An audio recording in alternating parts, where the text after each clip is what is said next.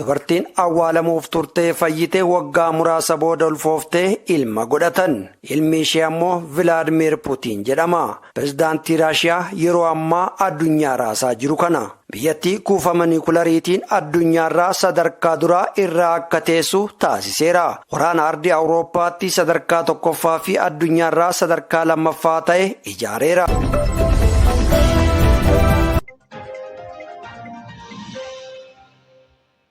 Barri isaa bara waraana addunyaa lammaffaa ture. Hayyama argatee boqonnaaf gara mana jireenya isaa gaafa imalu konkolaataa raayyaa reeffa baay'ee fe'ee deemu gaafa argu diinni magaalatti weeraruu isaa hubate.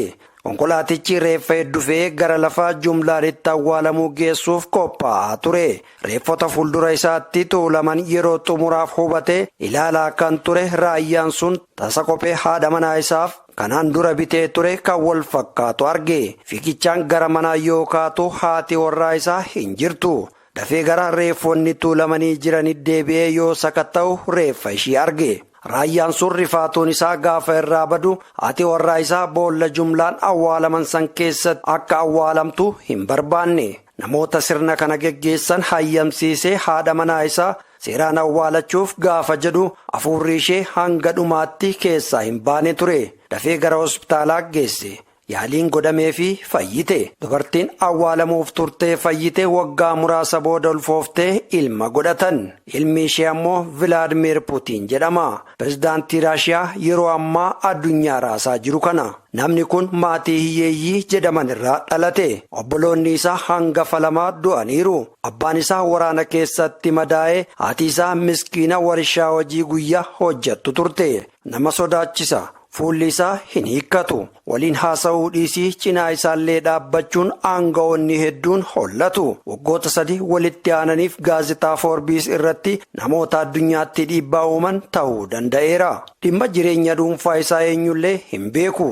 Durbi lameen haadha manaa isaa hiike irraa argate eessa akka jiraatan hin beeku. Barnoota isaa kolleejjii osoo hin hafne maqaa biroo moggaafachuun achuma Raashiyaatti eenyullee osoo hin beekne akka xumure himama. Waltajjii irratti yeroo hundaa sa'aatii jedhame irraa boodatti hafee hin dhufu. Giiftii warra Ingilizii fi Paappaasii Kaatolikii guddicha osoo hin hafne sa'aatii tokko ol erga eegsisee booda qunname. Basaastonni sa'aatii beellama mataa irratti hin dhufan. Maaltu akka yeroo sanitti yaaddame hin beekan waan ta'eef namtichi waan jedhe ni godha. Waan karoorse ni raawwata. Biyyattii biyyoota boba'aa oomishan cinaa akka hiriirtu taasisee jira. Uummanni biyyattii parsantaa 70 ta'u galii giddugaleessaa argata. Galiin nama dhuunfaa guyyaatti giddugaleessaan doolaara 28 oli. Magaalaa Mooskoo addunyaarraa magaalaa abbootii qabeenyaa miliyoonerootaa ta'an keessa jiraatan. Biyyattii kuufama niwukilaariitiin addunyaarraa sadarkaa duraa irraa akka teessu taasiseera. Waraana ardii Awurooppaatti sadarkaa tokkoffaa fi addunyaarraa sadarkaa lammaffaa ta'e ijaareera. Raajiin isaa hin dhumu. Pireezidaantiin Raashiyaa Vilaadimir Puutiin kun bingara Yuunaayitid Isteetsi of Ameerikaa irraa as darbamtu maal taati kan jedhu gaaffii addunyaa taatee jirti. Pireezidaantiin Raashiyaa Vilaadimir Puutiin muddama biyya isaanii fi Yukireen jidduutti muudateen walqabatee erga mata duree addunyaa ta'uu eegalee bubbuleera. Haa ta'u malee jalqaba irratti biyyi isaa kaayoo Yukireen wararu gonkumaa hin qabdu jechuun wakkataa turanillee gurraandhala 24 2022 irraa kaasee waraana Yukireen irratti baneera. Kanaanis walqabatee dureewwan addunyaa irraa balaaleffannaa fi tarkaanfiiwwan qoqqobaa biyya isaanii irratti kaa'amaa jira. Namni ganna 68 ta'ee fi haadha warraasaa hiike kun waan hundaafuu waan milkaa'e fakkaata. Waggoota 20 oliif aangoo olaanaa biyyattii guddina lafaan addunyaarraa jalqabarra jirtu kana qabataniiru. Raashiyaatti dargaggoonni filannoof umriin isaanii gahe erga dhalatanii as pireezidaantii biraa biyyattii bulchuu hin argine. Maal hojjetan yoo jenne waraana labseeraa, riifoormii sooramaa ifoomseeraa, daangaa Raashiyaa babal'iseeraa, naannoo Yukireen ofitti dabaluun akkasumas kalaandaroota haalaan gurguraman irratti bahee jira. Dhiheenya kana garuu qoodiinsa aangoo haqa qabeessa ta'e gochuuf jijjiiramoota heeraa hedduu fideera.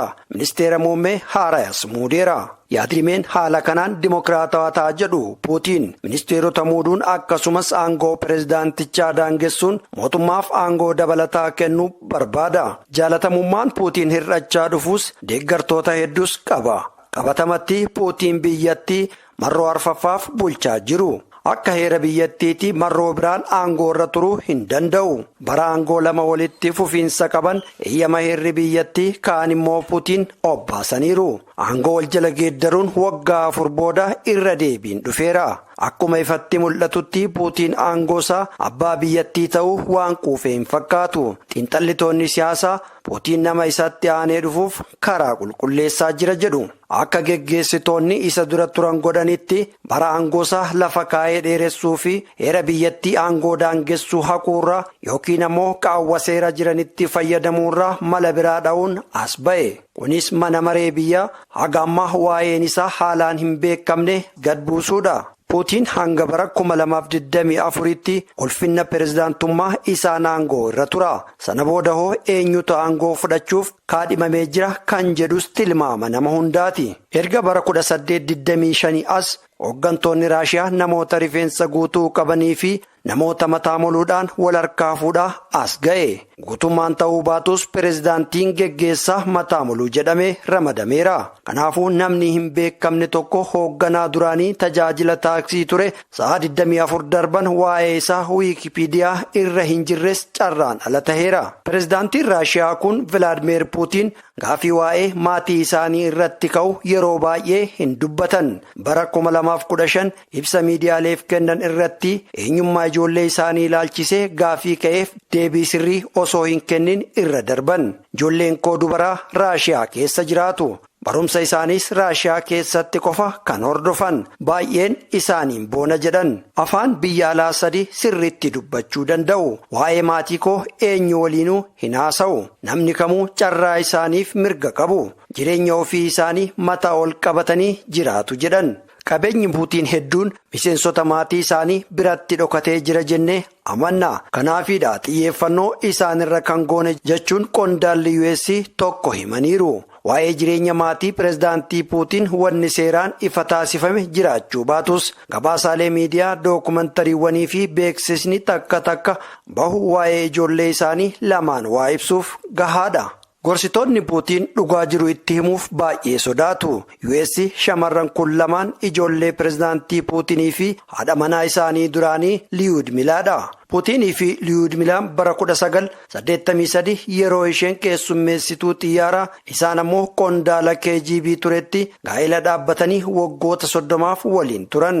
Bara 2013tti gargar bahan. Kun murtee waliinidha. Lamaan keenyaayyuu jireenya ofii keenyaa qabna badaa waliin agarru jechuun Puutiin kanarratti dubbatan. Haati warraas hojii isaa keessatti guutumatti liqinfameera jetteerti. Sababuma Vilaadimeer Puutiin teknii Biriitish waraanni Raashiyaa Yuukireen keessaa diigameera. Hanqinni meeshaas muudateera. Kana malees qoqqobbiin kaa'aman hangam diinagdee Raashiyaa irratti dhiibbaa taasisaa akka jiru Puutiin itti hin himne jedha White House. Haa ta'u malee yaada kanarratti Raashiyaan hanga yoonaa deebii hin kennine. Dubbii himtuun White House kaateen Ameerikaan waraana Raashiyaatiin dogongorfamaa jiraachuu Puutiin itti himtee jirti. Kun garuu Puutinii fi hooggantoota waraana isaa jidduutti muddama kaasee jette. Dubbii himaan Peentaagoon Joon odeeffannoo dogongorsiisaatii jedhan. Sababii Puutiin yaaliiwwan karaa marii nagaatiin waraannicha dhaabuuf taasifamu irratti amanamaa ta'uu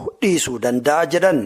Dhimmi gara biraa ammoo hooggantoonni oduu badaa wayita dhagahanitti deebii attamii kennuu akka danda'an hin beeku jedhan. Muddama biyya isaanii fi Yuukireen jidduutti mudatee wal qabatee erga mata duree oduu addunyaa ta'uu eegalee bubbuleera.